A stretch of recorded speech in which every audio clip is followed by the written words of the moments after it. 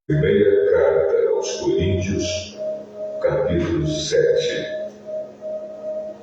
Agora, vou tratar dos assuntos a respeito dos quais vocês me escreveram. Vocês dizem que o homem faz bem em não casar. Mas eu digo, já que existe tanta imoralidade sexual, cada homem deve ter a sua própria esposa e cada mulher o seu próprio marido.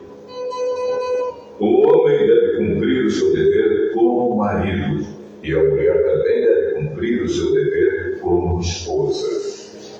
A esposa não manda no seu próprio corpo. Quem manda é o seu marido. Assim também o marido não manda no seu próprio corpo. Quem manda é a sua esposa. Que os dois não se neguem um ao outro, a não ser que concordem em não ter relações por algum tempo, a fim de se dedicar à oração. Mas depois devem voltar a ter relações, a fim de não caírem nas tentações de Satanás, por não poderem se dominar. Não digo isso como uma ordem, mas como uma sugestão. Realmente, eu gostaria que todos fossem como eu.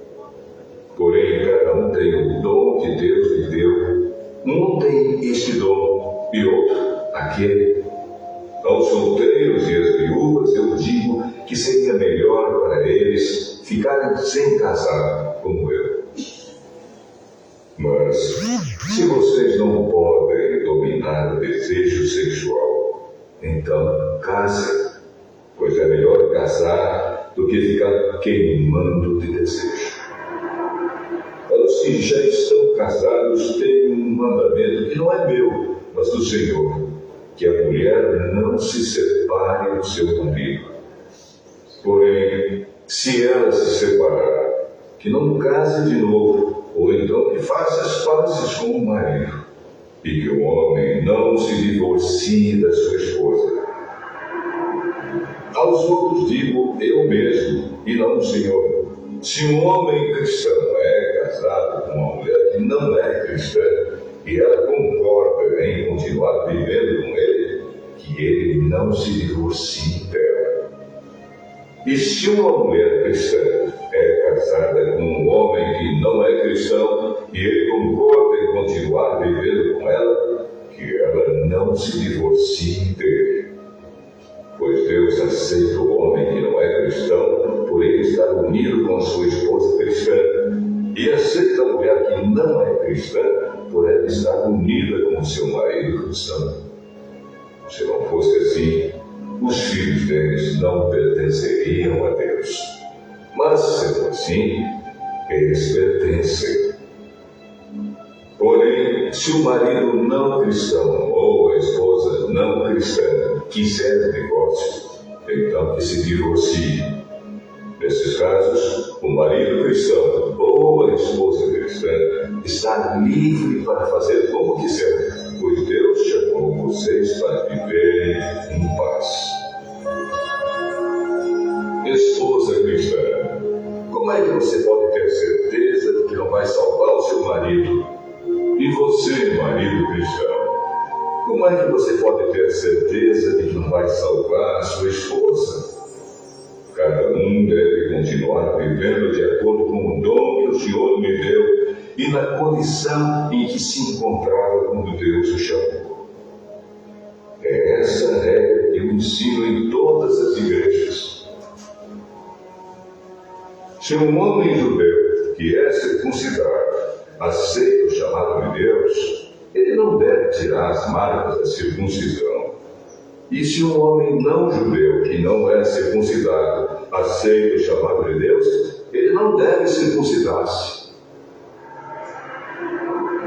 Não faz diferença estar circuncidado ou não. O que importa é obedecer aos mandamentos de Deus. Cada um deve continuar como era quando aceitou o chamado de Deus. Você era escravo quando Deus o chamou? Não se preocupe com isso. Mas, se você pode se tornar livre, então aproveite a oportunidade. pois o escravo que foi chamado pelo Senhor é agora um homem livre que pertence ao Senhor. Assim também, o homem livre que foi chamado por Cristo é escravo de Cristo. Deus comprou vocês por um preço, portanto, não se tornem escravos de seres humanos. Irmãos, cada um deve continuar na presença de Deus, assim como era quando Deus o chamou. Para os solteiros, eu não tenho nenhum mandamento do Senhor, porém dou a minha opinião como uma pessoa que, pela misericórdia do Senhor, merece confiança. Por causa dos tempos difíceis em que vivemos, eu penso que é melhor para o homem ficar como está. Você tem esposa? Então não procure se separar dela. Você é solteiro? Então não procure esposa. Porém, se você casar, não estará cometendo pecado. E se uma moça solteira casar, também não estará cometendo pecado. Mas eu gostaria de poupar vocês dos problemas de cada dia que terão na vida de casados. Irmãos, o que eu quero dizer é isto. Não nos resta muito tempo. E daqui em diante os casados devem viver como se não tivessem casado. Os que choram, como se não estivessem chorando. Os que estão rindo, como se não estivessem rindo. Os que compram, como se não fosse deles aquilo que compraram. Os que tratam das coisas deste mundo, como se não estivessem ocupados com elas. Pois este mundo, como está agora, não vai durar muito. Eu quero livrá-los de preocupações. O solteiro se interessa pelas coisas do Senhor porque quer agradá-lo. Mas o homem casado se interessa pelas coisas deste mundo porque quer agradar a sua esposa. E por isso é puxado por duas direções diferentes. Quando as mulheres, tanto as viúvas quanto as solteiras, elas estão interessadas nas coisas do Senhor porque querem se dedicar de corpo e alma a Ele. Mas a mulher casada se interessa pelas coisas deste mundo porque quer agradar ao marido. Eu estou dizendo isso porque quero ajudá-los. Não estou querendo obrigar ninguém a nada. Pelo contrário, quero que façam o que é direito e certo e que se entreguem ao serviço do Senhor com toda a dedicação. Aos que ficaram noivos, mas resolveram não casar mais, eu digo o seguinte: se o rapaz sente que assim não está agindo certo com a sua noiva e acha que a sua paixão por ela ainda é muito forte e que devem casar, então que casem. Não existe pecado nisso. Mas se, pelo contrário, o rapaz não se sente na obrigação de casar, se está mesmo resolvido a ficar solteiro e se é capaz de dominar a sua vontade e já resolveu o que deve fazer, então faz bem em não casar com a moça. Assim, quem casa faz bem, mas quem não casa faz melhor ainda. A mulher não está livre enquanto seu marido estiver vivo. Caso o marido morra, ela fica livre para casar com quem quiser, contanto que case com um cristão. Porém, ela será mais feliz se ficar como está. Essa é a minha opinião. E eu acho que também tenho o Espírito de Deus.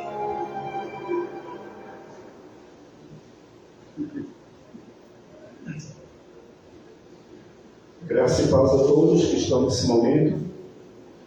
Estamos na exposição do capítulo 7 do livro dos Coríntios, que engloba a todos que estão aqui presentes fisicamente e também os que estão presentes virtualmente.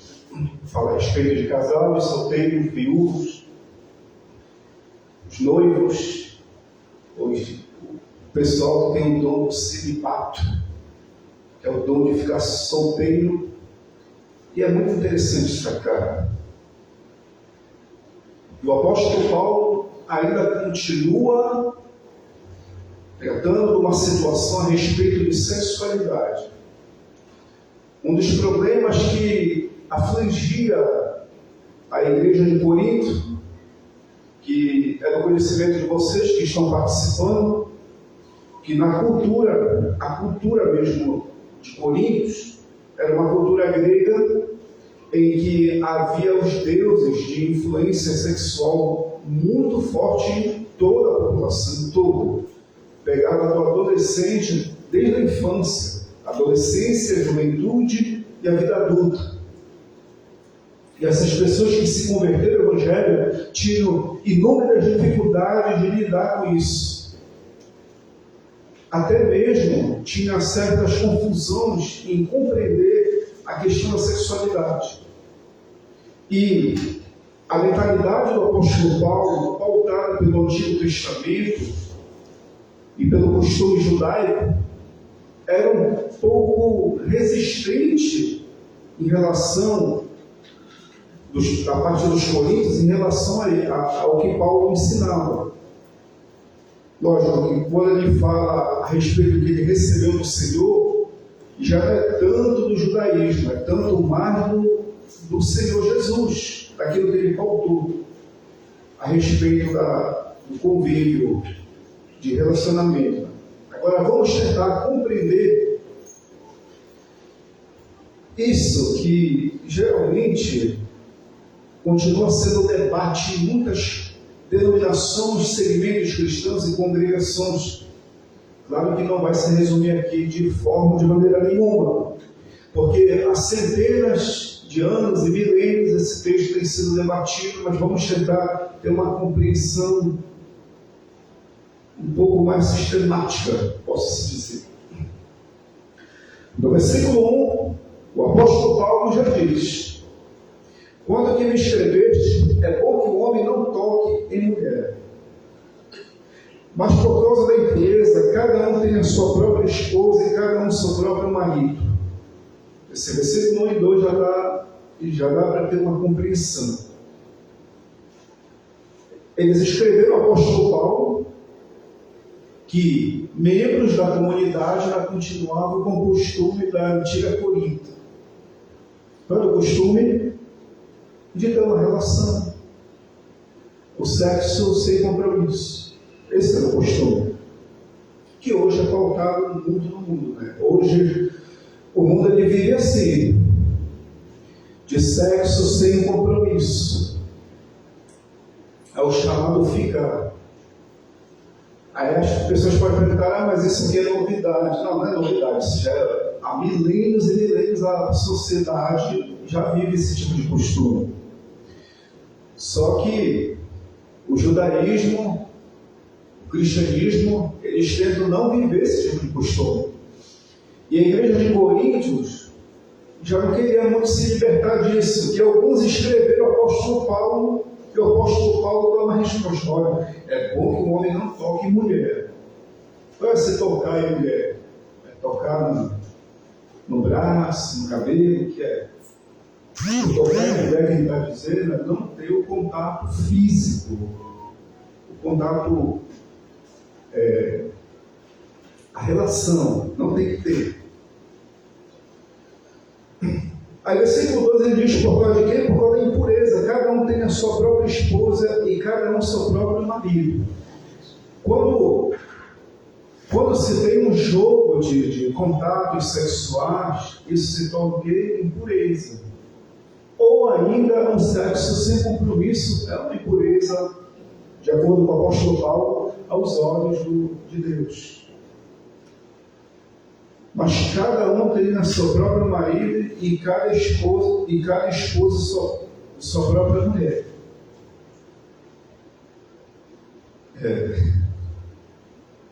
Aí o versículo 3 ele diz: o marido conceda à esposa que lhe é devido, e também semelhantemente a esposa ao seu marido. A mulher não tem poder sobre o seu próprio corpo e seu marido. E também, semelhantemente, o marido não tem poder sobre o seu próprio corpo e sim a mulher. É o que eu tinha falado anteriormente a respeito da dependência psicológica e física. Ambos têm uma dependência psicológica e física. O Sagrado Texto diz que ambos tornar-se-ão uma só carne. Mas a pergunta é, não vai permanecer para sempre? Não, até que a morte os separe. Porque o marido e a mulher são ambos uma só carne. Ao se unir, casamento. Mas, quando morrem, continuarão casados? Não. Vai ter casamento lá no além? Não. Vai ter relação conjugal no além? Não. É somente até aqui. A morte separa. Mas, no capítulo 6 de Coríntios, diz que o Espírito que se une com o Senhor se torna um só. E quando a pessoa morre, vai se separar? O Espírito que se une com o Senhor, não. O marido e a esposa, ambos se unem com o Senhor. E se tornam um com o Senhor Espírito. A carne, ao morrer, acaba. Mas no Espírito, jamais. Não vai acabar. Então o casamento ele é o quê? Eterno. Não, é momentâneo. Só enquanto estiver vivo. Pintou a morte, acaba o casamento. Se a mulher estiver viva, saiu do jugo do marido. E se o marido estiver vivo, e a mulher morreu, saiu do jugo da mulher, do marido, e vice-versa.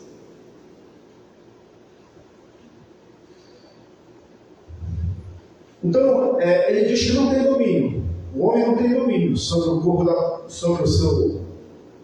Quem tem domínio é a mulher e vice-versa. É a dependência psicológica e física. E o apóstolo Paulo diz, no versículo 5, não vos priveis um do outro, salvo talvez por mútuo consentimento por algum tempo para vos dedicardes à oração e novamente vos ajuntardes, para que Satanás não vos tente por causa da incontinência.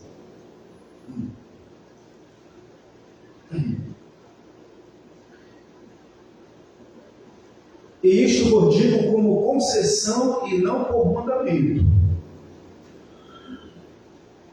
É porque a abstinência, ela traz um desconforto, tanto psicológico quanto físico.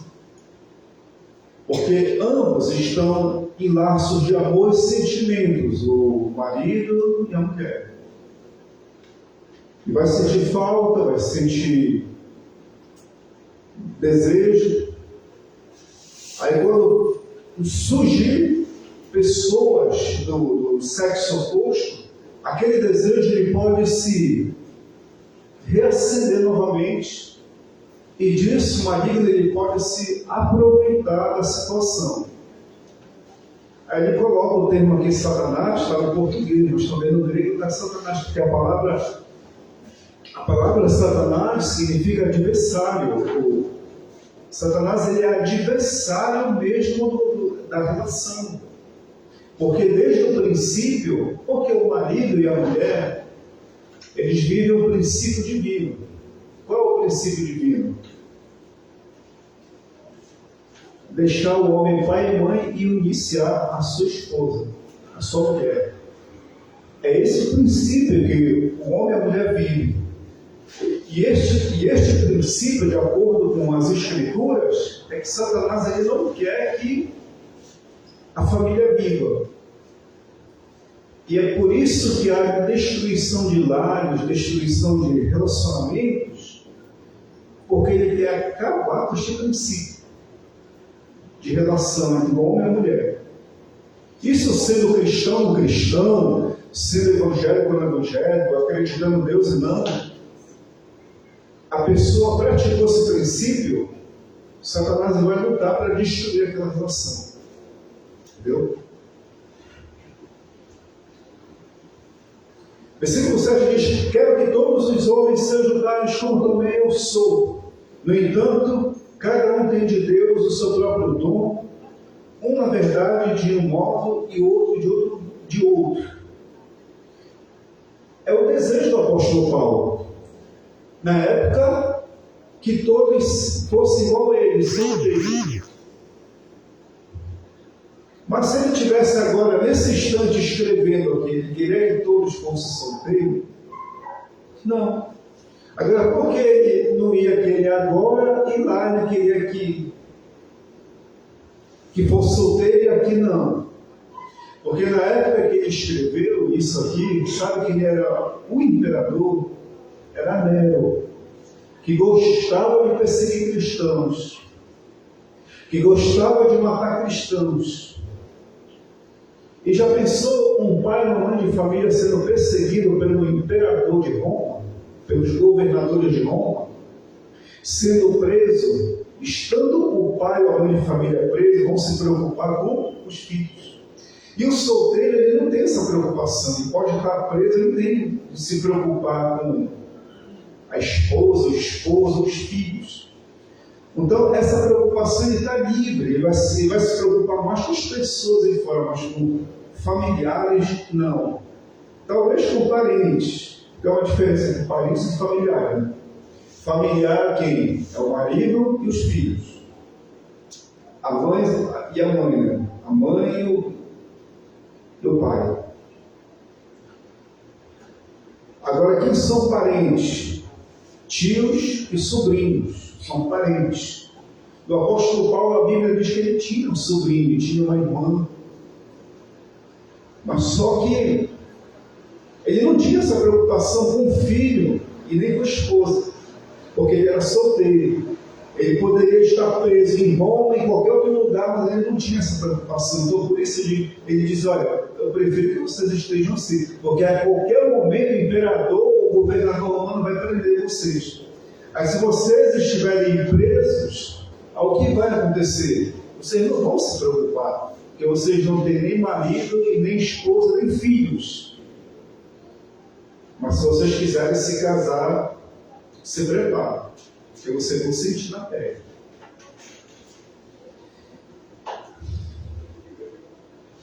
Versículo 8: e aos solteiros e viúvos digo que lhes seria bom se permanecessem no estado que eu também vivo. Já foi explicado, já deu para entender um pouco, né? Caso, porém, não se domine, que se case, porque é melhor casar do que viver abrasado. Porque a pessoa que é celibatária,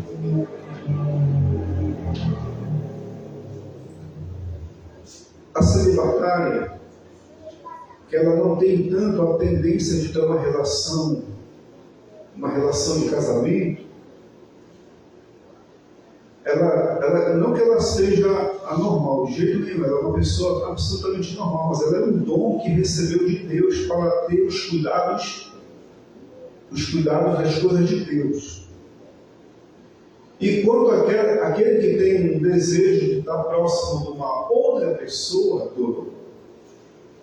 a mulher com o homem com a mulher, que isso aqui que o apóstolo Paulo está falando, então, se você não quer reprimir esse desejo, não se case. Se case.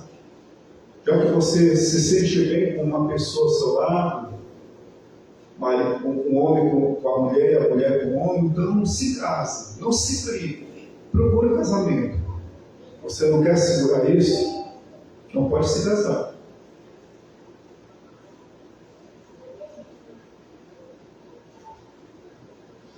Mas, aí eu faço uma pergunta: o que é a palavra casamento?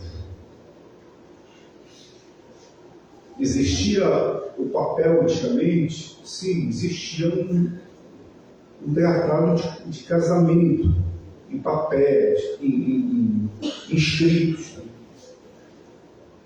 Que a palavra casamento significa, que vem da palavra grega, galos, que é união. É uma união.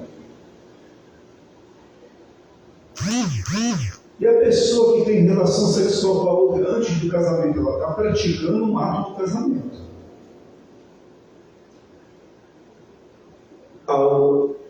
Aos princípios divinos, ela já está casada. Mas sem um compromisso, ela está naquele princípio de sim, sim ou não, não. Ou seja, ela não está nem no princípio de sim, sim e não, não. Ela passou por uma situação que está numa coisa maligna, que ela está brigando com o sentimento do outro. Mas na praticidade, ela está vivendo a prática de um casado. Esse de querer, quero ficar. O ficar tem a relação sexual. De acordo com os princípios do Gênesis, a pessoa está vivendo uma prática de casado. Que é o gametes. Está se unindo. Prática de casado. Mas está no papel? Não. Não está no papel. Está certo? Não está certo porque ela não firmou nenhum tipo de compromisso. Porque o que a Escritura fala a respeito de compromisso. Quebrou o compromisso, então ela está vivendo além do sim, sim, não, não. Então, Jesus falou que passou disso é procedência maligna. Brindar com o sentimento de alguém é procedência maligna. Casou, olhou para cá, mijou da cara dela, mijou da cara dele. Mas você já firmou um sim. Já é uma procedência maligna isso. Mas eu jejuo, oro, meu irmão, não importa. Davi não fazia muitas coisas, era um homem segundo o coração de Deus, e a Bíblia diz que Satanás colocou no coração de Davi para fazer algo que não era do agrado de Deus. Aí você se acha melhor que Davi? Negativo. Mas vamos tocar um pouco isso mais à frente. Versículo 10 diz: ora, aos casados ordeno não eu, mas o Senhor, que a mulher não se separe do marido. A ordem de quem? Senhor. Por que do Senhor? Porque está respaldado o apóstolo Paulo no capítulo 6 de Mateus, no capítulo 19 de Mateus. Ali, Senhor, está no grego Kyrios, que é Jesus. O Senhor, é a ordem dele, que não se separe. Se porém ela vier separar-se, que não se case ou que se reconcilie com seu marido, e que o marido não se aparte de sua mulher. Mas digo eu, não o Senhor, se algum irmão tem mulher, aqui, vamos pegar porque pode surgir muita dúvida em relação a isso. Versículo 10 e 11. Que ambos não devem se apartar. Não devem se afastar. Se afastar por quê? Ele dá uma ocasião aqui. Já está falando do casamento que eles tinham antes de se converter. É um casamento que eles tinham antes de se converter. A mulher se converteu, o homem se converteu, mas a mulher não se converteu, nem o homem se converteu quando veio para o Evangelho. E o marido crente, a mulher não é crente. A mulher é crente e o marido não é crente. Se converteu, eu quero me santificar, então eu vou me afastar. Não quero mais ficar contigo. Não, o apóstolo Paulo disse: não faça isso. Não se separe. Não se separe. Por que não separar? Porque, independentemente se você é grego, romano, judeu, você vai viver no princípio de Gênesis. Vocês deixaram pai e mãe se unir. Então vocês estão casados. Não faça isso. Vocês estão vivendo o princípio divino.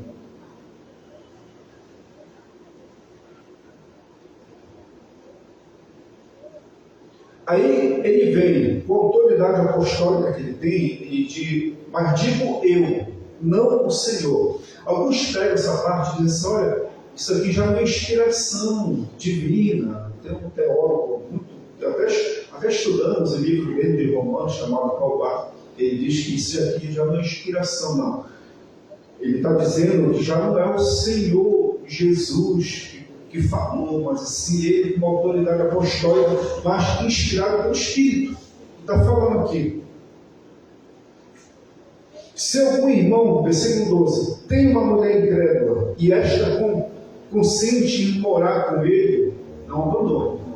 Então aqui já está dando resposta ao versículo 10 e 11. E a mulher que tem marido incrédulo e este consente em viver com ela, não deixe o marido. Por que não deixar? Não sinto amor, não sinto mais paixão, não sinto mais sentimento nem por ele. Não, a Bíblia não está falando disso. Ela está falando para você viver os princípios de Gênesis. Na realidade, o que é o amor? O amor é um sentimento e uma atitude. É ambos. Você ter sentimento e atitude. Exemplo, quem é da saúde? Para trabalhar na saúde, se você tem somente atitude e não tem amor, você não está completo. Um assistente social, pessoas que trabalham com a sociedade, tem que ter uma atitude e tem que ter sentimento. Então, quem está casado, se envolveu numa relação, você tem que ter, ao mesmo tempo, o sentimento e a atitude. E atitude e sentimento. Da sua parte, que é conhecedor principalmente desses princípios divinos. Agora, caso a pessoa se decida, não quero mais viver esses princípios, não quero mais saber de casamento, leva a tua vida para lá, a minha para cá, então deixa a pessoa ir. Não obriga ela a viver. Não obrigue. Ela quer viver outro tipo de vida, deixa ela viver. Igual no caso de um colega, fala assim, que ele estava perturbado porque ele tinha pego a mulher dele com uma outra mulher se envolvendo. E ele, perturbado, achava que ele não poderia se separar dela porque tinha que ser um caso de adultério e tal. Aí eu peguei e disse, não, tu acha que ela é crente? Não, ela é crente. Não. Ela não acredita mais na tua relação com ela. E ela não acredita mais nesse princípio divino. Se ela não acredita, então ela é o quê? Uma incrédula. E a Bíblia diz que você tem autoridade de dar permissão para ela decidir a vida dela. Ela está decidindo que ela é feliz vivendo com uma outra pessoa do mesmo sexo, não deixa ela ir. Porque ela não é mais crente, mas assim incrédula. E foi o que Jesus falou para Tomé, ser crente, porque Tomé não era crente, ele era incrédulo. Então ela não acredita nem na tua relação com Deus, nem na tua relação com ela. Então deixa ela viver. Aí ele se separou. Não foi nem tanto ele, foi mais a atitude dela, porque ele queria conviver com ela, mas ela não quis. Isso está encaixado aqui, uma experiência dessa está bem próxima do que o apóstolo Paulo está dizendo. Porque havia muitas práticas homoafetivas entre os coríntios também. Homem com homem, mulher com mulher. Quando Paulo fala dos sodomitas e efeminados, está relacionado a uma relação mais homoafetiva de homem para com homem, mas tinha também a homoafetividade feminina lá. E tinha afetado muitos membros. Como é que Paulo ia tratar isso? De incredulidade. Porque o membro que se envolve e deixa florescer um sentimento da homoafetividade em relação ao sistema eclesiástico, ele é incrédulo. Tanto ele como ela. E sendo ele ou ela incrédulo, deixa eles viverem a incredulidade deles.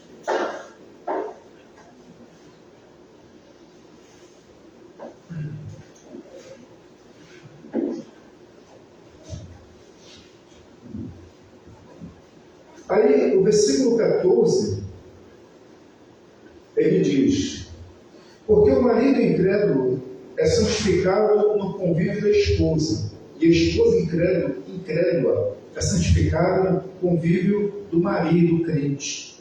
De outra sorte, os vossos filhos seriam impuros, pois agora são santos. Quer dizer, a atitude do marido querer ficar com a esposa, ou a esposa querer ficar com o marido, mas eles não professam ainda a fé, mas querem viver esse princípio do Gênesis, querem viver, os filhos serão abençoados, santificados, pelo convívio que eles têm. Entendeu? Pelo convívio. Mas o se o descrente quiser, olha, aí ele diz, mas, que eu já tinha falado, né? Mas se o descrente quiser apartar-se, que se aparte, em tais casos, não fica sujeito à servidão, nem o irmão nem a irmã. Deus vos tem chamado à paz. Ele quer viver essa vida, ou essa vida de incredulidade, não quer ter compromisso. Chegou com você e disse: eu não quero mais viver, pega sua vida eclesiástica, sua vida de servir a Deus, eu não quero esse tipo de vida para mim. Ele quer se apartar, não obrigue. Ninguém aqui é obrigado nem a servir a Deus. E ninguém aqui é obrigado a viver uma relação, caso você esteja nessa condição de incredulidade. Na condição de incredulidade. Porque o crente, quando ele é crente, ele acredita nesses princípios do Gênesis e vive a relação normal. Mas quando ele passa a desconfiar de Deus, desconfiar das Escrituras, começa a incredulidade predominar no seu coração, aquela relação será afetada, ele vai, ou ela vai se apartar. E não obriga a pessoa. Porque Deus tem chamado você para quê? Para paz. É paz. Versículo 16. Pois como sabeis qual mulher se salvará do teu marido, ou como sabeis o marido que salvará a tua mulher, tu não tens certeza se tu vai salvar aquela pessoa. Tu está... mas está escrito, creio no Senhor Jesus será salvador da tua vida. Não, a certeza que está dizendo aqui de imediato. Tu tens certeza que tu vai salvar ela? Igual tem jovens e pessoas da fé que vai lá no mundo e resgata alguém, sabe, trazendo ele, mas sabe como é que é? Vai se converter. Tem certeza que aquela pessoa vai se converter ou tu vai te converter do lado deles? Entendeu? Isso é muito sério mesmo. Mas só que ele está falando do marido e da esposa, de uma relação antes de se converter, né? Aonde cada um, segundo o Senhor, tem distribuído cada um conforme, versículo 17, conforme Deus tem o chamado, e assim que ordena em todas as igrejas. Foi alguém chamado estando circunciso? Não desfaça a circuncisão. Foi alguém chamado incircunciso? Não se faça circuncidar. A circuncisão em si não é nada. A incircuncisão também nada é. Mas o que vale é guardar as ordenanças de Deus. Cada um permaneça na vocação que foi chamado. Ou seja, você foi chamado para casamento, porque tem pessoas que não têm dom para casamento. Tem pessoas que não têm dom de conviver com uma outra, de aguentar a chatice da outra e vice-versa. Não tem dom para isso. Tem pessoas que não têm dom para ser pai e nem mãe. Não. Agora tem pessoas que têm dom de ficar sozinhas, que é o caso do celibato, que é dado que Jesus ensinou ali como o eunuco. Tem pessoas que são eunucos. Eu tenho um amigo Espero que ele esteja assistindo. Possivelmente ele vai assistir, sim. Ele tem quase 60 anos, ele já falaram que ele é gay e tal, para assistir uma vez comigo. Todo mundo comenta se eu tenho namorado ou não, tal. Falaram que eu sou gay, mas não sou, é que eu gosto de estar no convívio com meus parentes, familiares, amigos. Gosto de conversar muito com eles. Se eu tivesse uma mulher, eu teria muitas limitações. Se eu tivesse filho também, mas eu gosto assim de visitar, de convívio com as pessoas. Mas eu não sou gay. E até hoje ele é assim. Conheço ele há mais de 22 anos. E ele é assim. Não sente desejo nenhum de estar com a mulher. Mas ele sente desejo de estar com as sobrinhas, com os sobrinhos, com os irmãos, com a mãe e o pai, que ele gosta muito, ama muito. Gosta de visitar, pregar nas igrejas, ensinar. É um dom que ele recebeu. É um dom. É obrigado a ele se desfazer desse dom? Ninguém é obrigado. Ninguém é obrigado. É obrigado a pessoa namorar? Ninguém é obrigado. A pessoa namora porque gosta uma da outra. A pessoa está casada porque gosta uma da outra. É um dom. Mas tem pessoas que forçam a barra e tenta pegar a pessoa que tem esse tipo de dom, de celibato e eunuco pelo reino, e se casa. Meu irmão, vai sofrer. Porque aquela pessoa não tem muito atração por relação íntima, e você tem, você vai sofrer. Você vai querer mandar aquela pessoa para psicólogo, psiquiatra, não vai adiantar, porque vai apelar para medicamento, não vai, porque aquilo é um dom que ela recebeu. Aí o que vai suceder? Aquela relação vai se dissolver, vai acabar.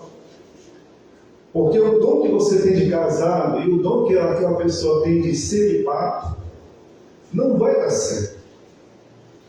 E tem relações que têm se feito junto desses dons, e as pessoas não sabem que recebeu esse dom, e depois desfaz a relação. Aí começam vários pré-julgamentos, principalmente quando é de igreja. Aí depois que o pastor, o padre, vai descobrir que o fulano ou a fulana tinha o dom de celibato, aí que vem entender por que não vingou aquela relação. Então é isso, sabe? Tem que ter muito discernimento nessa situação de escolha. Agora a pergunta é: a pessoa que tem um celibato, esse dom que recebeu de Deus, ela é obrigada a renunciar a esse dom porque ela teve um casamento influenciado por alguém, por um parente, familiar, seja quem for? Diga um exemplo, John Wesley. O John Wesley, o fundador da igreja metodista, ele se casou com uma mulher muito rica, viúva, por influência do George Whitefield e mais outros pregadores, porque ela tinha um sentimento por ele, mas só que ele não tinha o dom para casar. O dom dele era ser solteiro. Casou, mas só que ele queria ficar pregando a palavra todos os dias, evangelizando. E a mulher, diz a biografia dele, que a mulher era alta e valente, gostava de gritar e falar alto. Quando ele estava pregando nos lugares de a 20, 30 mil pessoas, ela chegava no meio da multidão, que tinha o cabelo grande na época, né? Século XVIII, dava umas tapas no rosto dele, enrolava a mão no cabelo e puxava ele pelo meio da multidão. Ele passou, se não me falha a memória, acho que não sei se foi 10 ou 11 anos sofrendo nessa relação. Até que ela faleceu e ele não quis mais nem se encostar em casamento. Ele se casou quando tinha 42 anos. E ela morreu quando ele tinha 51, 52, 53 anos. Aí ele morreu com 89 anos, mas ele não tinha mais nem ideia do casamento. Porque ele não tinha o dom para casamento. Ele queria se dedicar a muitas coisas de Deus. E quem tem o dom de celibato se dedica mais às coisas de Deus, o apóstolo Paulo diz. E o casado se cuida das coisas do mundo para agradar a esposa. É complicado, até isso. Por isso que eu não empurro relação para ninguém. Não empurro. Eu tenho muita precaução em relação a isso, porque ou posso ajudar vidas ou posso destruir. Eu peço muito para as pessoas se discernirem antes, no namoro, que é um momento de convívio ali, as pessoas vão perceber a outra, vai ver se a outra tem um dom, sim ou não, tal, para depois firmar. Porque antes do casamento tem o cerimonial. Quem faz todo o cerimonial, quem? É o pastor, é o padre, não. É o namoro. O namoro vê todo o cerimonial. As atitudes, procedimentos, ações de cada indivíduo, essa pessoa certa. Aí isso aí ele gosta ou não gosta. Vai vendo se a pessoa não quer renunciar, então renuncia essa relação, porque você vai se dar muito mal lá na frente. Mas essas coisas negativas deixa para depois. Vamos pegar essa parte aqui. Né? Cada um tem o seu próprio dom. Né?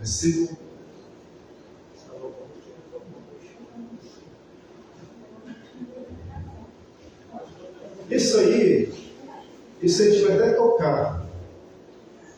Isso aí a gente vai até tocar, que é interessante também.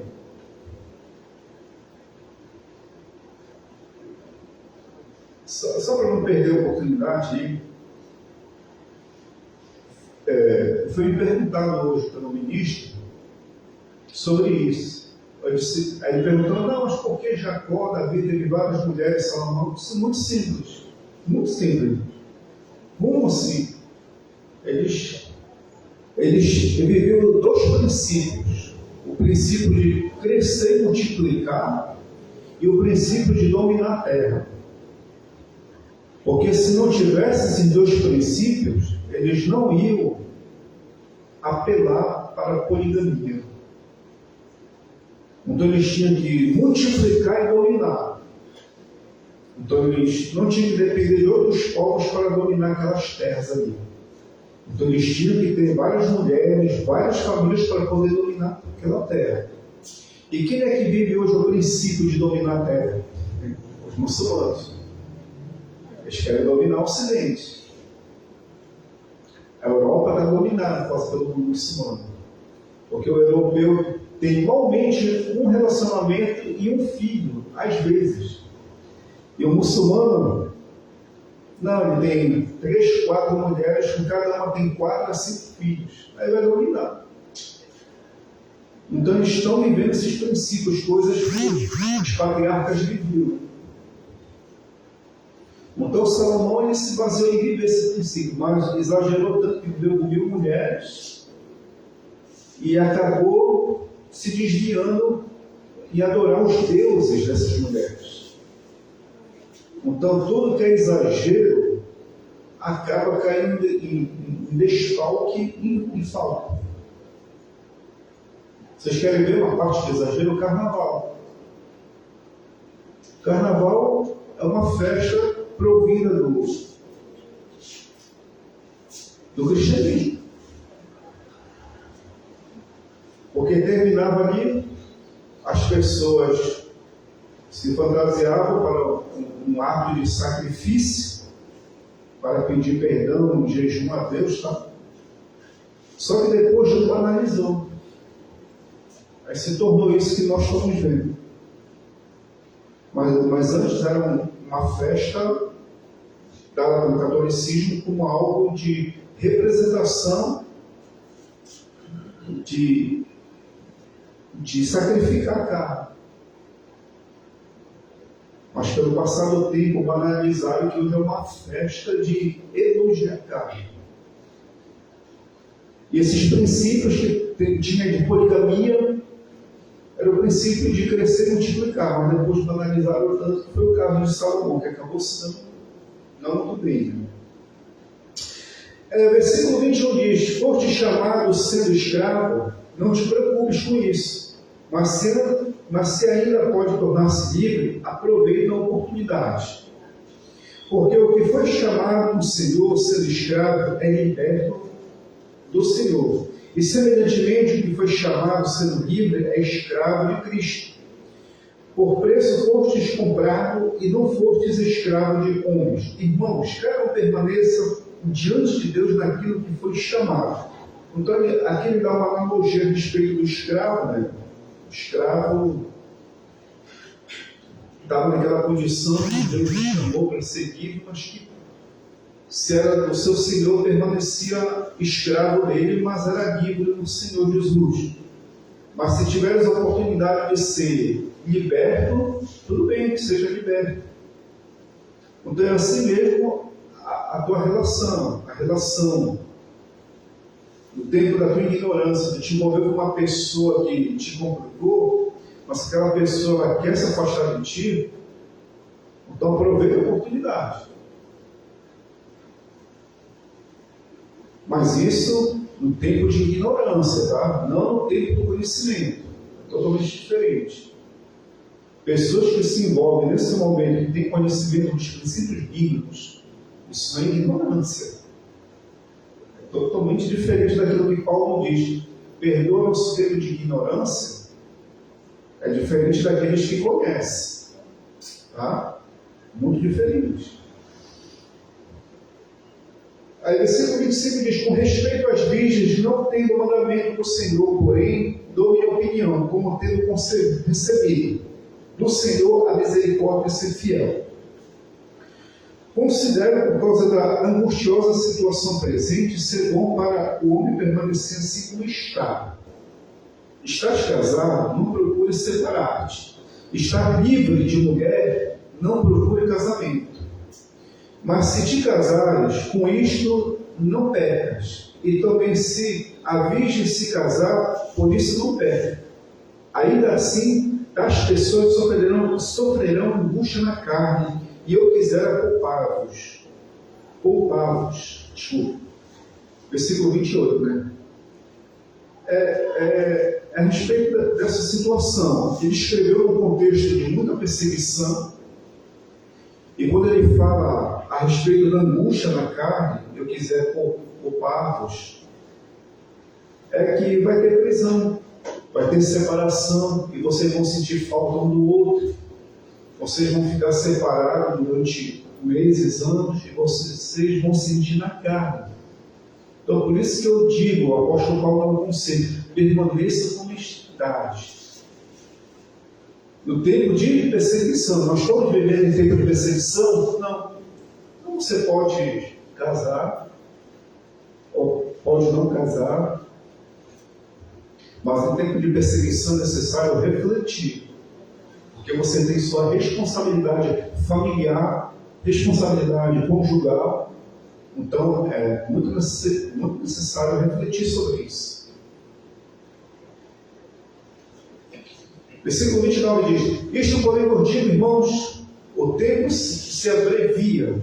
O que resta é que não só os casados sejam como se não fosse, mas também os que choram como se não chorasse, e os que se alegram como se não alegrasse, e os que compram como se nada possuísse, e os que se utilizam do mundo como se dele não utilizasse, porque a aparência deste mundo passa. Isso aqui é resumido numa pequena palavra, nesse versículo 31, aparência, que é esquerma, que é passageiro. A vida de casado é passageiro, a vida de solteiro é passageiro, tudo isso é passageiro. Assim como o mundo passa, tudo vai passar. Então Paulo está olhando para duas situações: as aparências do mundo, que é passageiro, é tudo passageiro, e a grande perseguição que estava vindo sobre a igreja, que ia passar, ia, mas ele queria poupar muita gente do que ia sentir na carne caso se envolvesse numa relação amorosa.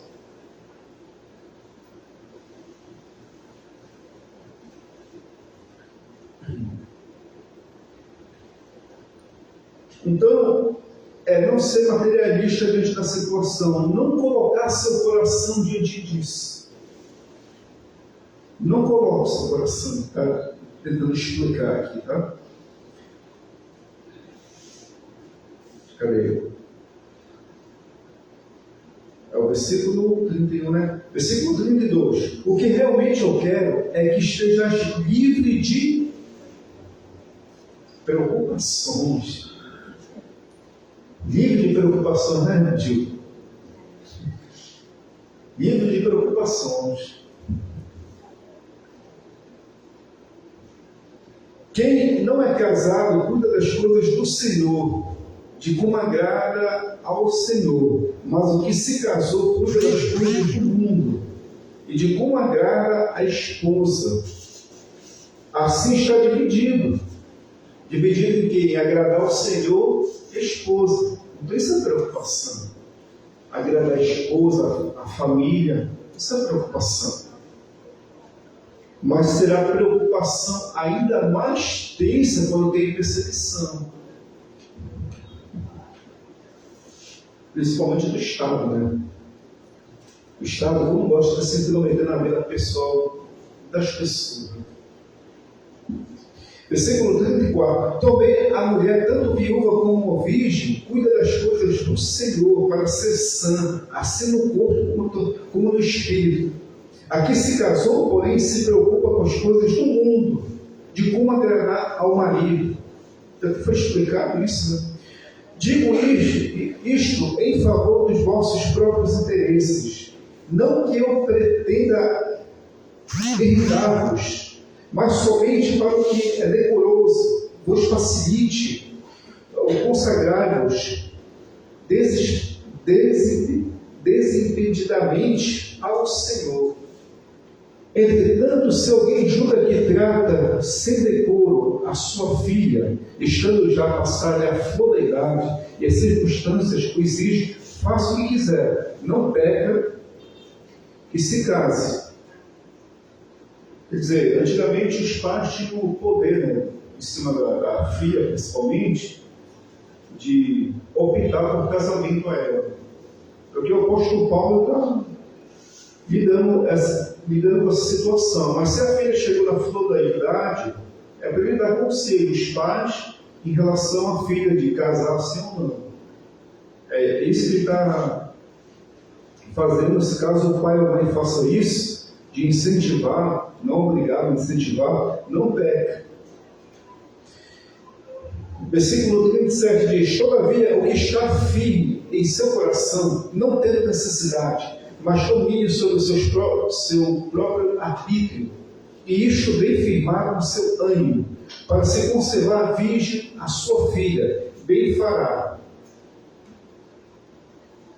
Aqui é a questão de dar aquele conselho à filha, de não ter a relação, deixar ela bem firme nas suas decisões.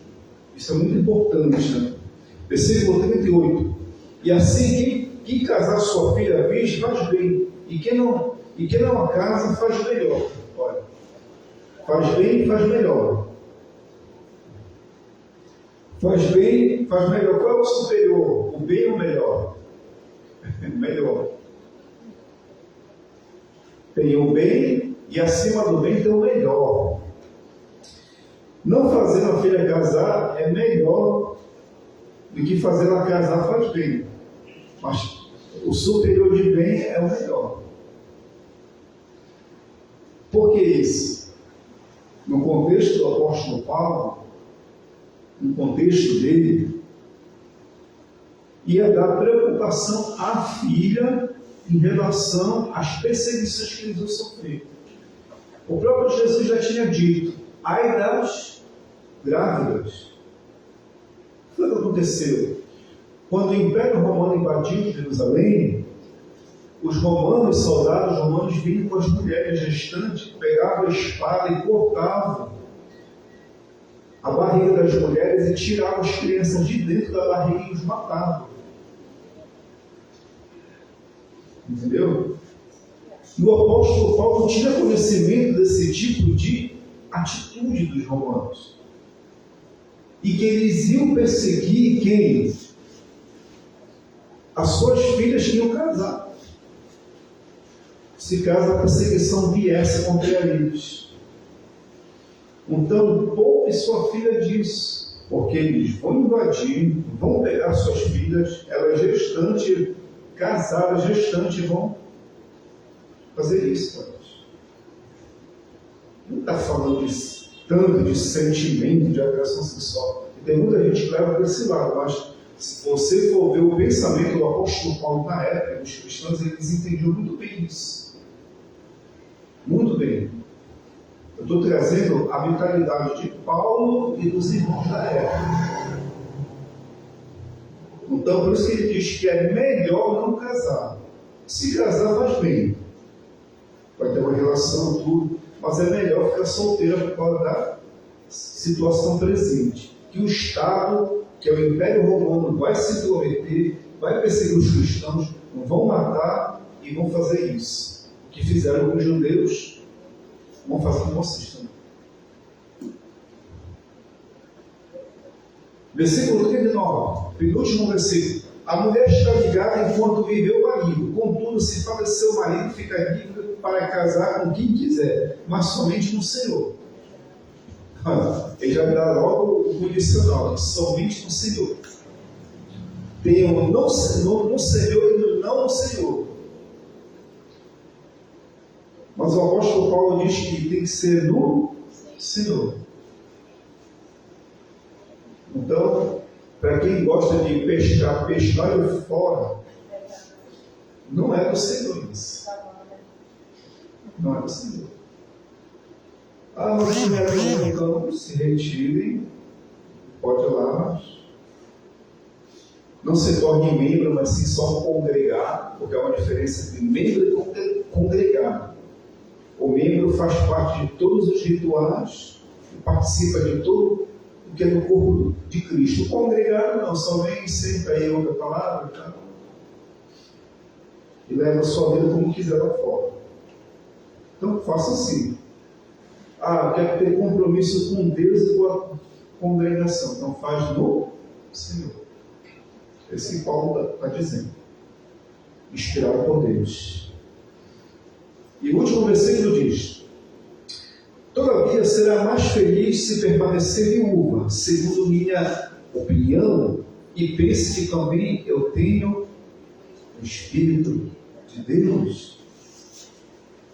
A opinião dele é permanecer viúva, não procure casamento.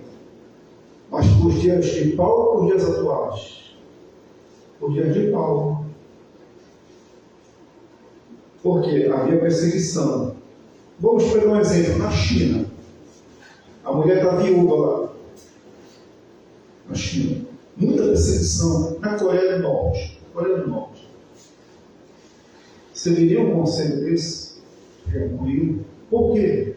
Porque se ela se casar, vai ter filhos. Se ela ter filhos, vai ser presa ela ou os filhos. Então, para evitar essa preocupação, não case. Porque o Estado vem e vai acabar com a sua vida matrimonial relacional. A cultura na Coreia do Norte é assim. Eles já executam o pai ou a mãe na frente dos filhos. Esse é o contexto Coreia do Norte, que era no tempo do apóstolo Paulo. Mas nós temos liberdade, aqui tem. Você viu, pode procurar e não procurar uma relação aqui, porque temos liberdade.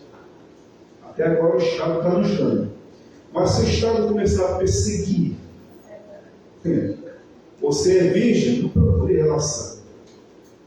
Você é divorciado, não procure casamento. Você é viúva ou viúva, não procure, porque o Estado está perseguindo e não vai lhe dar vida fácil. Então não procure preocupações para você, não se envolva. porque isso vai ser melhor. Mas você quer ter uma relação, vai ser bem. Tá? Na perseguição de Estado, vai ser bem. Mas você quer ter uma vida melhor, fique solteiro, fique viúvo, não procure. A nível de perseguição, tá? Mas a gente não está vivendo a nível de perseguição. Até agora. Então é isso, queridos, a nossa pequena exposição. Pegamos um pouco de exegese do que era a mentalidade da igreja de 2000 anos, para compreender um pouco esses textos. Agora vamos ter um pequeno debate, possivelmente aqui, perguntas e respostas. E qualquer coisa vocês podem me consultar no particular, como muitos têm feito. Que Deus vos abençoe, até a próxima.